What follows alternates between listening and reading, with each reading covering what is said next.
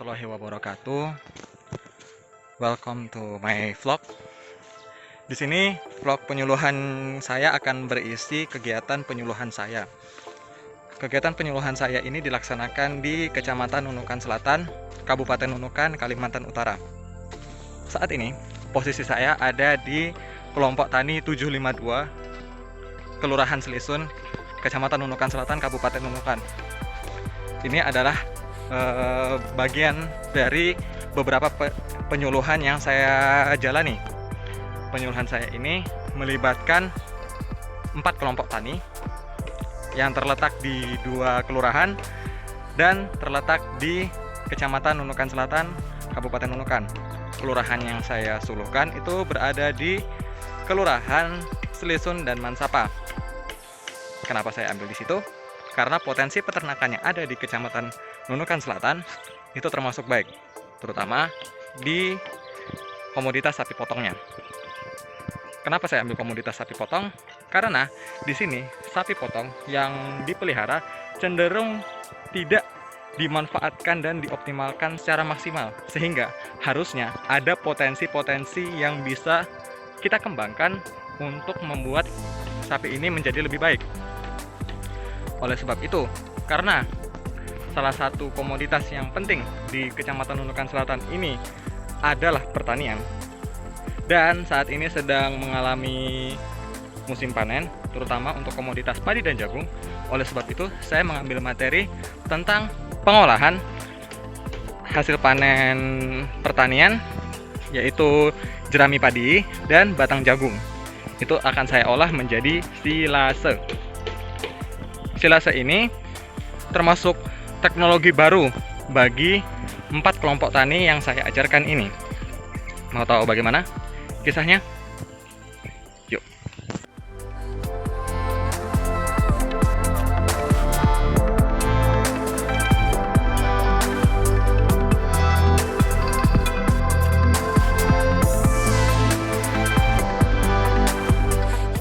Di sini dengan saya Galih Fajaratesari. Di sini saya akan berangkat menuju ke BPP Nunukan Selatan, di mana BPP Nunukan Selatan akan menjadi salah satu home base saya untuk melaksanakan kegiatan praktek kerja lapangan.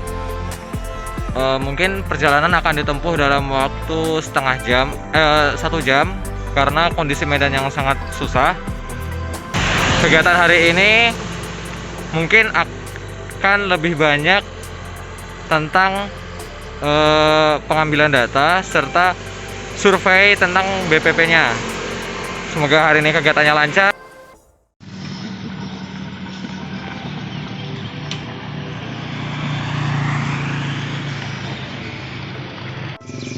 Oke, jadi sementara ini ada di pemberhentian pertama kita di Pasar Momolo. Saya sendiri sih.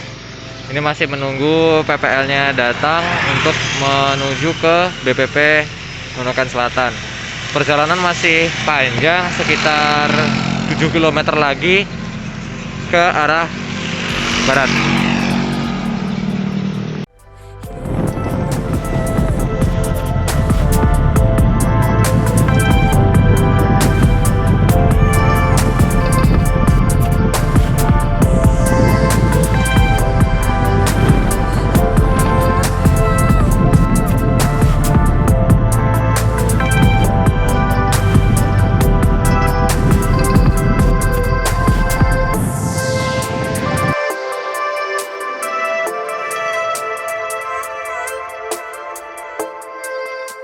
Baik, di sini sudah kegiatan hari ketiga setelah perizinan dan kemarin disambut oleh PPL di Nunukan Selatan. Sekarang saya bersama PPL mau mengunjungi beberapa kelompok tani yang ada di Kelurahan Mansapa. Nanti kita akan lihat selanjutnya bagaimana kondisi wilayah yang ada di sana.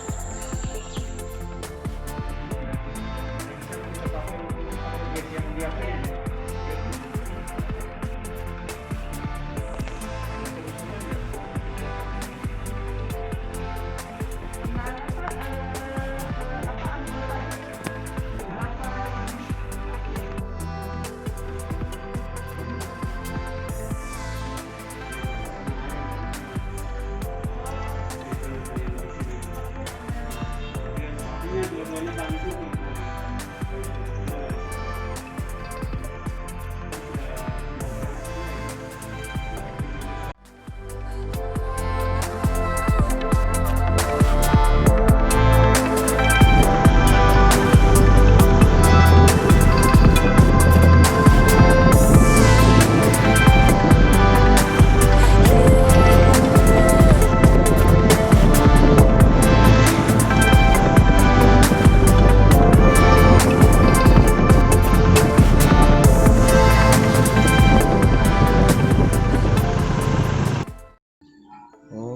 kalau kasih kayak kacang-kacang kayak indigo vera itu yang bapak pernah tahu nggak pak, kayak indigo vera atau kayak petai Cina Nah, itu pernah nggak pak? Enggak. ya sini yang kebanyakan itu yang tumbuh liar itu rumput gajah. Oh ada rumput gajah. Itu aja yang tumbuh liar itu. Karena dulu masih program Orde Baru ya, Soeharto ada bantuan.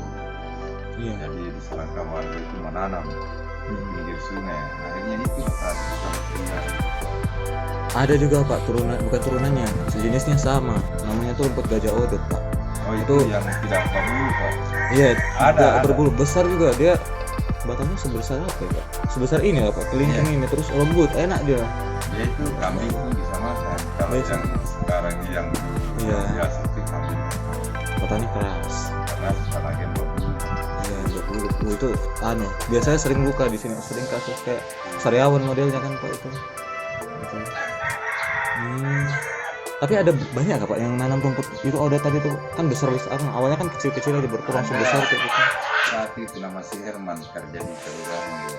Kalau dia dapat itu hari, dia di mana dia dapat itu di rumah orang, dia lewat, bilang jangan kasih mati sama orang dia bilang, ini lama sudah dicari, itulah dia tahu, dan dia Iya, 3 bulan saja itu ditanam. Kalau dari awal panen pertama itu 6 bulan tunggu. Hai, di sini saya akan menjelaskan kegiatan saya selama 2 hari ini.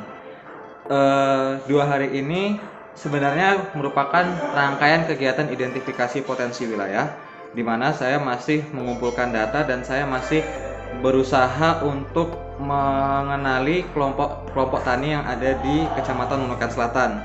Saya berkoordinasi dengan penyuluh lapangan, di mana penyuluh tersebut memberikan gambaran terkait potensi wilayah potensi peternakan yang ada di Kecamatan Nunukan Selatan. Oleh sebab itu, saya memastikan datanya itu dan mengunjungi beberapa kelompok ternak. Kemarin saya mengunjungi satu kelompok ternak yang bernama Gelekar Lewo. Nah, kelompok tani ini berlokasi di Kelurahan Mangsapa, Nunukan Selatan. Kelompok tani ini dipimpin oleh Pak Yoktan dan saya menemui sendiri orangnya. Beliau menjelaskan bahwa masih membutuhkan banyak sekali penyuluhan terutama di bidang pakan. Karena di sana sapi yang dirawat masih dilepas, begitu. Nah, petani-petani di sini masih butuh banyak sekali pendampingan, sehingga materi yang akan saya bawakan mungkin akan lebih fleksibel lagi. Kelompok tani itu masih kurang dalam perawatan sapi, sehingga banyak sapi yang mati karena kurangnya perawatan yang diberikan oleh peternak itu sendiri. Kita bisa memberikan penyuluhan untuk memberikan kesadaran, tetapi ini memerlukan waktu yang lama. Hal-hal yang membuat saya kesulitan untuk melaksanakan penyuluhan kali ini adalah mungkin minat peternak untuk menerima materi. Selain itu juga lokasi rumah mereka yang sangat jauh dan memerlukan akses yang sangat terbatas untuk memasuki kediaman mereka masing-masing. Selain itu juga fleksibilitas waktu mereka yang masih kurang.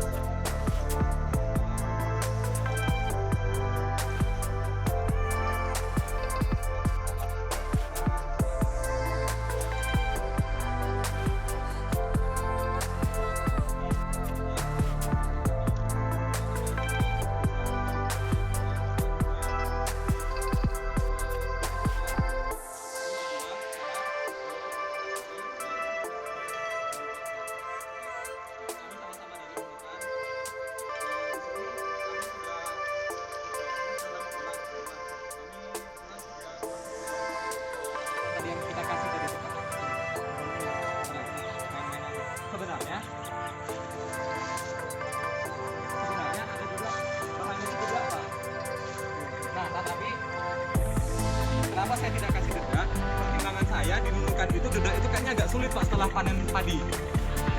Dan itu juga mahal. Nah, sebenarnya dedak ini fungsinya itu adalah membantu si tetes. Jadi dia tuh kasih makan, kan tetes itu kan makanannya si bakteri. Nah, untuk makanannya tuh kayak ada lauknya lah buat si bakterinya itu. Jadi dia tuh nanti bakal lebih cepat lagi anunya jadinya. Dan nanti nggak ada bentuknya nanti Pak, nanti habis juga, nanti jadi air juga Pak ini dedaknya. Jadi nggak ada sisa-sisa atau apa gitu. Nanti kita dibuat Pak.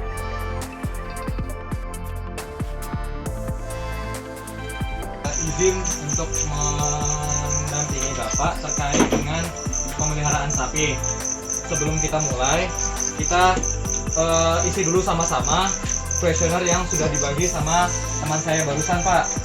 Yang diisi itu terlebih dahulu di identitasnya, yaitu nama, umur, alamat, pekerjaan, jenis kelamin, sama pendidikan terakhir.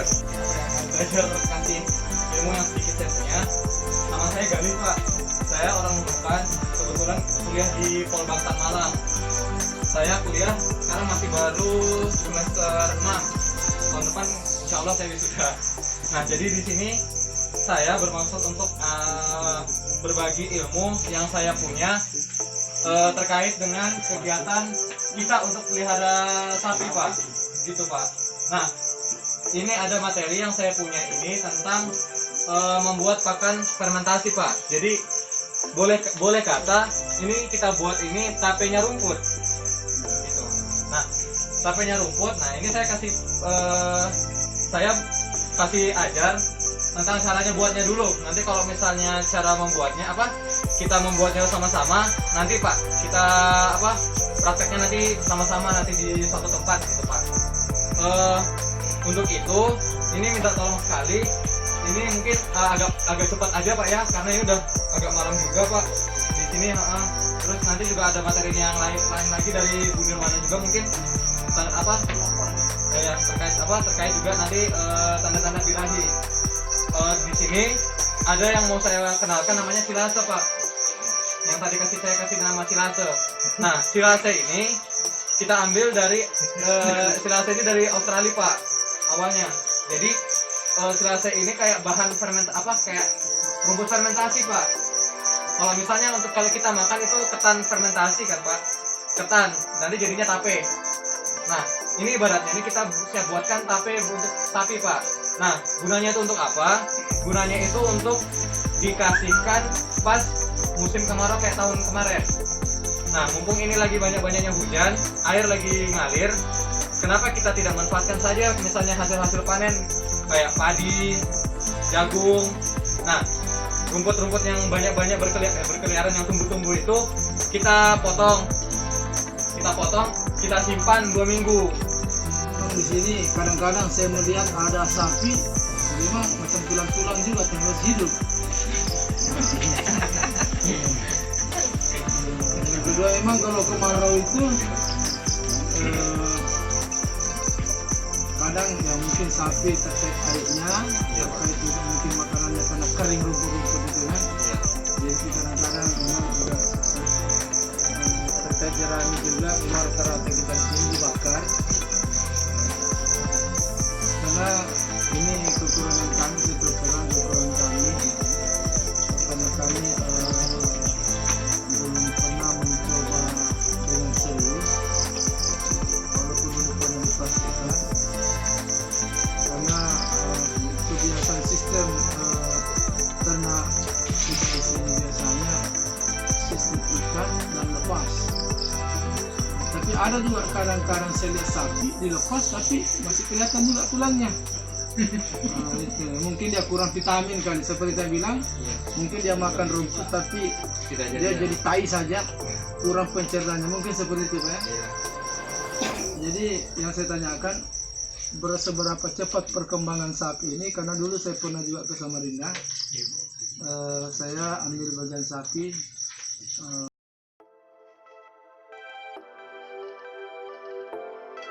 Sini Bu, gubernurnya dulu tuh Pak.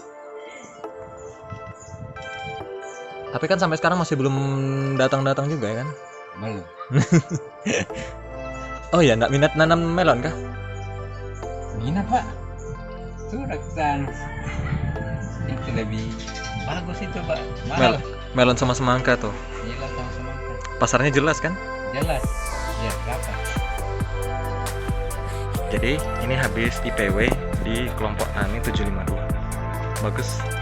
Sapinya nggak terlalu banyak sih, tapi mereka punya kemauan yang tinggi untuk meningkatkan diri mereka. Semoga ini menjadi awal yang baik bagi kita ke depannya. Ini tanah kosongnya, kandang ayam. Nah, burung mereka memelihara bawang merah nih sebagai komoditas utamanya. Selain itu juga ada beberapa komoditas lain seperti cabai, tomat, dan beberapa tanaman hortik yang lain. Juga di sini karena potensi unggasnya juga lumayan, kita di sini juga mungkin akan membantu memberikan penyuluhan tentang unggas, tetapi masih belum terlalu fokus karena ayam broilernya belum datang. Kenapa? Di kelompok tani maju bersama Kapulewo itu mungkin dapat mengundang banyak orang karena di sana saya melakukannya di Kelurahan Mansapa, Nunukan Selatan, di mana di sana kegiatan untuk mengumpulkan banyak orang relatif lebih mudah dilakukan karena lebih jauh dari pusat kota. Selain itu juga potensi warga yang menyentuh kota Nunukan itu juga tidak besar, hanya sedikit. Bahkan yang menyentuh kota itu malah kami dari para penyuluhnya. Oleh karena itu, ketika kami melakukan pengumpulan itu, kami mengganti pakaian dan kami mencuci tangan seluruhnya dan melaksanakan segala macam bentuk protokol untuk menjaga para petani agar tidak terjangkit pandemi ini ketika kami telah menyelesaikan penyuluhan. Barangkali begitu. Dan itu pun ketika kami sudah ada di kota, protokol itu juga sudah mulai dijalankan walaupun tidak terlalu maksimal karena ada lain hal seperti rendahnya pengetahuan warga terkait dengan COVID-19 ini.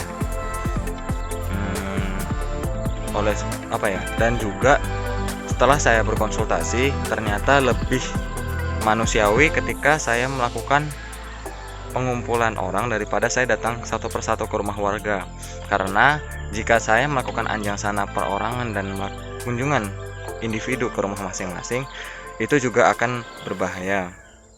Hal ini karena ketika saya melakukan kunjungan ke rumah warga, mungkin ada beberapa anggota keluarga yang sebenarnya juga karier. Nah, orang-orang karier itu kena ke saya dan saya juga jadi karier, maka ketika saya mengunjungi rumah-rumah juga akan berbahaya juga gitu. Tapi hal ini bisa diminimalisir ketika kami melakukan pengumpulan warga. Waktunya juga lebih efisien dan juga modal yang diperlukan juga tidak lebih besar, serta tenaga yang tidak banyak keluar.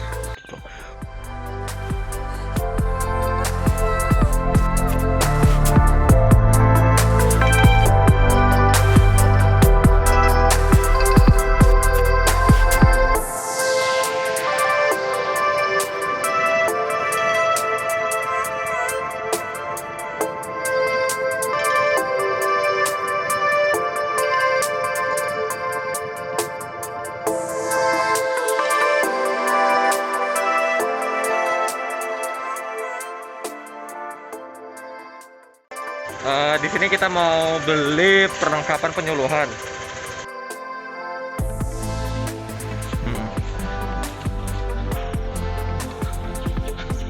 Wow, sabana. Shoot, feeling good.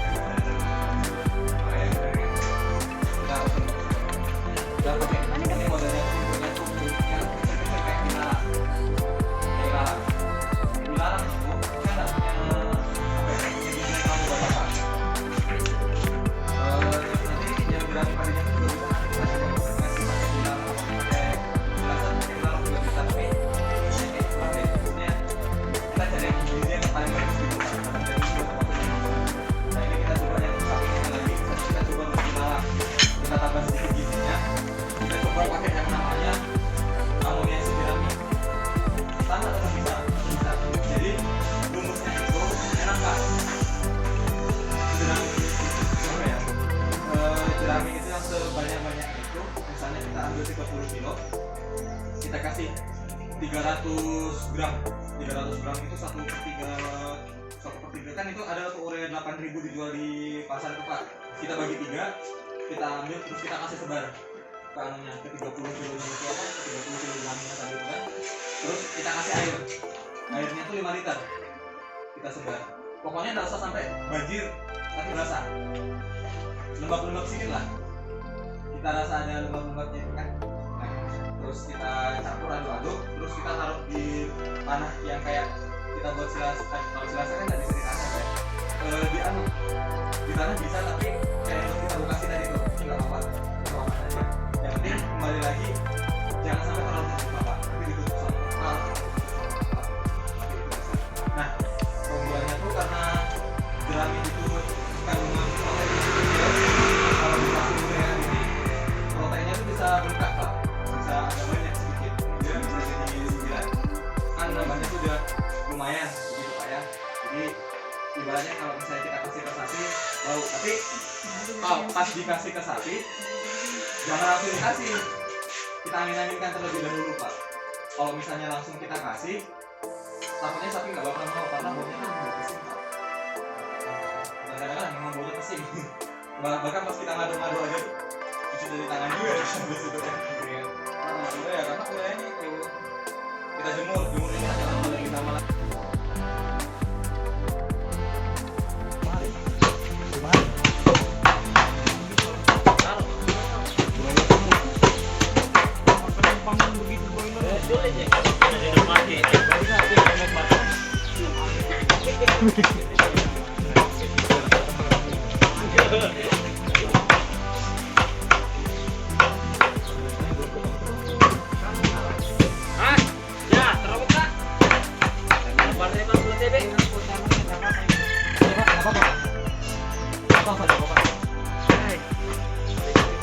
Intinya kita rasa enak saja kita potong.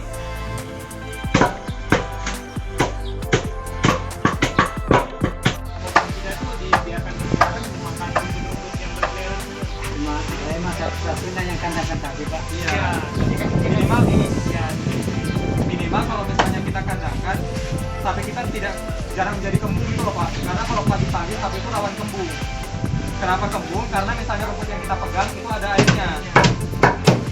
Pernah saya pelihara, tadi ini kan mirip ya sama pelihara sapi. Pernah saya pelihara kambing, itu masuk angin dan mati gara-gara masuk angin.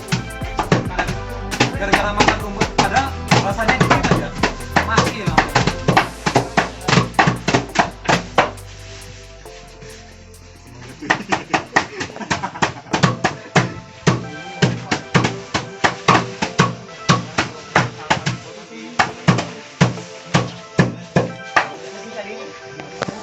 Iya, tinggal gini aja Pak. 10 menit nggak sampai, kita gini aja. Tapi hati-hati Pak, tangan. Ini bisa dicampur dengan batang pisang apa? Bisa dicampur batang pisang, bisa dicampur rumput yang lain. Ada yang penting hijau, tapi jangan banyak-banyak, tapi yang banyak hijauan rumputnya gini atau jerami. Karena kalau kebanyakan nanti kandungan apa ya, nanti sapinya ketetesan Pak. Ambil air, sama taruh di tempat itu. Habis itu nanti kita kasih tahu anunya, campurannya yang lain. Pokoknya kita siapkan air aja 5 liter, kita kasih setengah penuh lagi. Nah, pedulinya. Apa? Nggak tahu Pak kan? Jual gue lah. Ini keras ini. Jual nggak tahu kan? Mungkin bisa dimasukkan Pak. Ini E4-nya ini Bapak masukkan 8 tutup botol. Per 30 kilo ini. Ini makanya saya ambilkan yang 30 kilo ini kan. Nah, jadi ini 8 tutup botol. Semoga kita masih diberi kesempatan dan kekuatan untuk bisa bertemu pada vlog kegiatan selanjutnya. Saya Galih Fajar Antasari dari kelas peternakan 6C. Memohon maaf yang sebesar-besarnya jika ada kesalahan dan kekurangan dalam pembuatan vlog kali ini.